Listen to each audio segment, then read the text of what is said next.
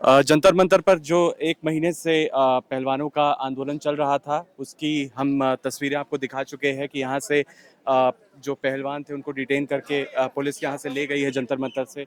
और हमारे साथ इस वक्त एक समर्थक है, अतुल इनका नाम है। इनसे जानते हैं कि अभी मौजूदा स्थिति क्या है। आपने देखा किसान जो पहलवान थे यहाँ पर, उनको डिटेन करके पुलिस यहाँ से ले गई। सुबह करीब 11:30-12 बजे का वो समय था। देखिए, this is an undeclared emergency. ये एक अघोषित आपातकाल इस देश में है।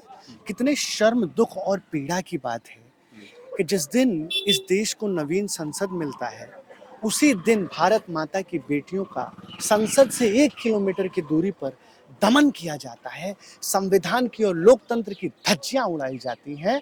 एक दलित महिला राष्ट्रपति का अपमान किया जाता है और उसके तर्ज पर इस देश के संसद का नींव रखना, ये एक शर्मनाक कृत्य है। पूरे दिल्ली को जो है छावनी में तब्दील कर दिया। अरे किससे डर लग रहा है? ये तो खुशी का माहौल है। ये तो हर्ष उल्लास का विषय है कि देश को संसद मिल रहा है।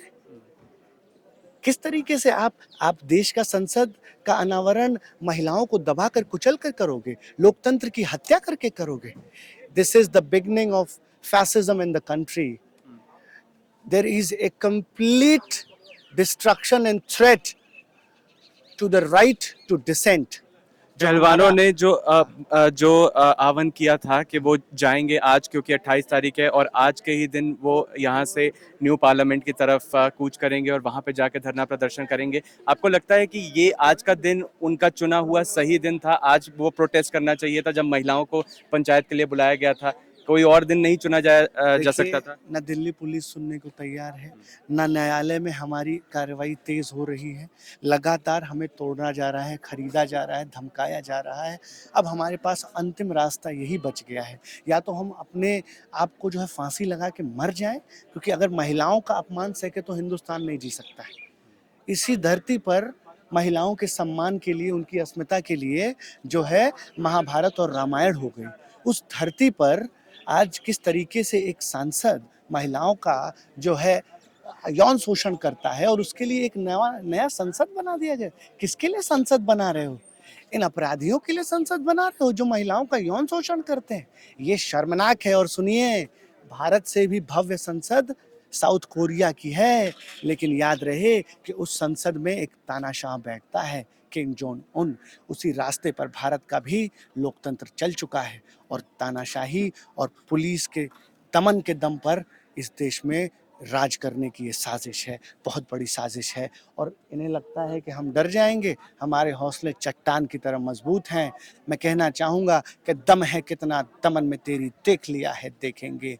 जगह है कितनी जेल में तेरी, देख लिया है देखेंगे। इसी भारत भूमि पर जो है चंद्रशेखर आज़ाद पैदा हुए हैं। इसी भारत भूमि पर जो है सुखदेव और राजगुरु ने शहादत दिया है। हम डरने वाले लोग नहीं हैं। क्रांति जिस दिन इस देश से खत्म हो जाएगी, उस दिन से भारत भी खत्म हो जाएगा। क्रांति को और क्रांतिवीरों को हम खत्म नहीं एक होने चीज आप बताइए कि पहले दिन से यहाँ पे आंदोलन जब से चल रहा है, जब ये 21 तारीख को गए थे पुलिस में कनॉट प्लेस पुलिस स्टेशन पर रिपोर्ट कराने, तब उनकी सुनवाई नहीं हुई। उसके बाद उनके लिए लड़ाई काफ़ी मुश्किल हो गई, फिर सुप्रीम कोर्ट जाना पड़ा। सुप्रीम कोर्ट ने दखल दिया, तब जाके एफआईआर दर्ज हुई। शुरुआत से ही पहलवानों के लिए लड़ाई जो थी वो काफ़ी मुश्किल रही थी। अभी आपको आपको लगता है कि अब आज की जो सिचुएशन है, जब यहाँ पूरा सेटअप जो टेंट वगैरह हटा लिए गए हैं, क्या अब ये स्थायी तौर पर इस पूरे आंदोलन को खत्म करने की साजिश है सरकार की? ये भाजपा का दमन का मॉडल दिखाता है कि किस तरीके से एक लोकतांत्रिक देश को अलोकतांत्रिक बनाया जा रहा है।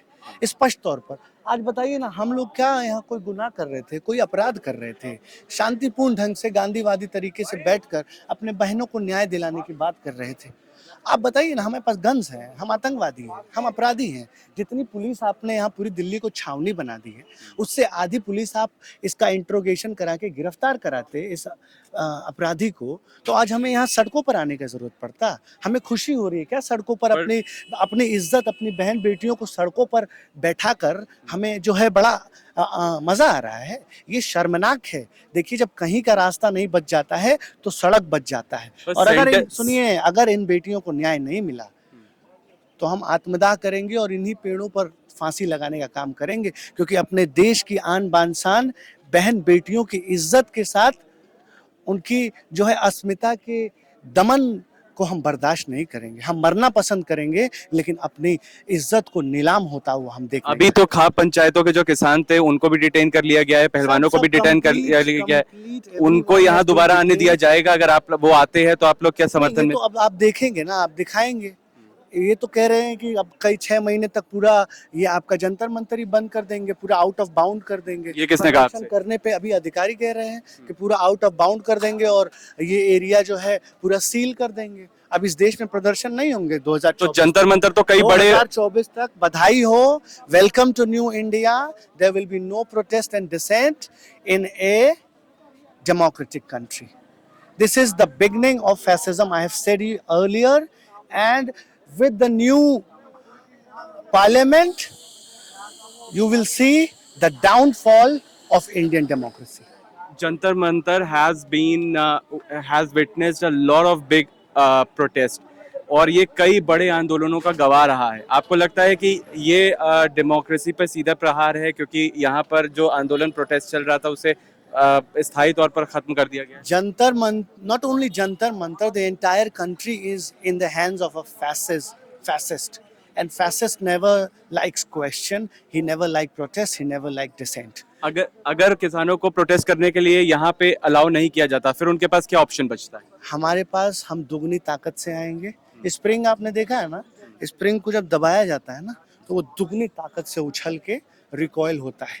इसी तरीके से ये आंदोलन दुगनी ताकत से, दुगनी क्षमता से, दुगनी शक्ति से फिर से इसी जंतर मंतर और अब तो पूरे देश में होगा। ये आंदोलन राष्ट्रव्यापी आंदोलन होगा और अब ये फैसला आर पार का होगा कि इस देश की महिलाओं की अस्मिता बड़ी है या इस अपराधी का जो है रसूख, इस अपराधी का रसूख।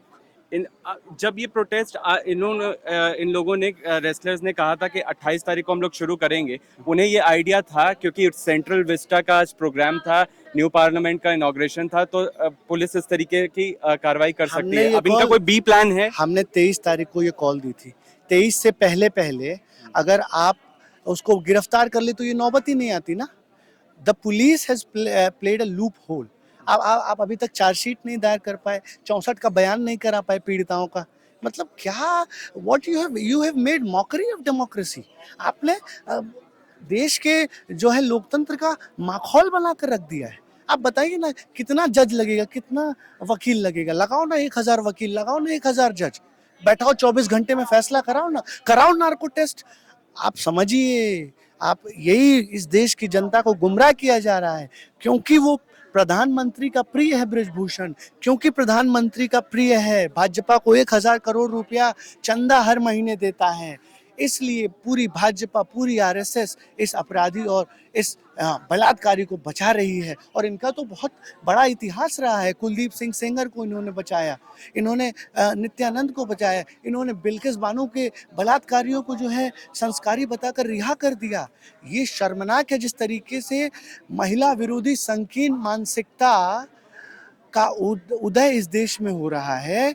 ये इस देश की आने वाली पीढ़ियों के लिए खतरनाक है। अभी आपके हिसाब से पहलवानों के लिए पास क्या विकल्प बचता है प्रोटेस्ट करने का? विकल्प हमारे पास है, जनता में हम फिर से जाएंगे और इस आंदोलन को दुगनी ताकत से फिर से इसी जंतर मंतर पर नहीं, अब पूरे देश में स्थापित करेंगे।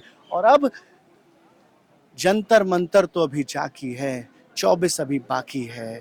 कहीं ऐसा ना हो कि महिलाओं की अस्मिता की लड़ाई में इस सरकार के 24 में परखच्चे उड़ जाएं और ये सत्ता से जमींदोज हो जाए। मैं तो ये अब देख रहा हूं और इसी मुद्दे को लेकर के हम गाँव में जाएंगे। चलिए, बहुत बहुत शुक्रिया।